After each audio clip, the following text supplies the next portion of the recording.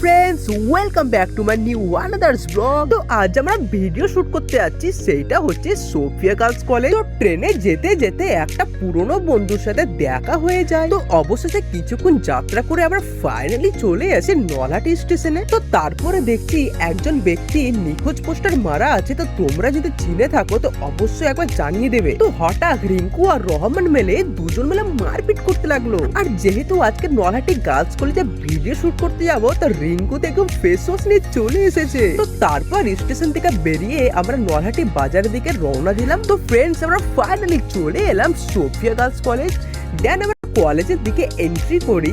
আর যেহেতু আমরা গার্লস কলেজে ভিডিও শুট করতে এসেছি, তো একটু না একটু আমাদেরকে নার্ভাস ফিল তো লাগছিল। তো তারপরে চাটা খেয়ে আমরা লেগে পড়লাম ভিডিও শুটের জন্য।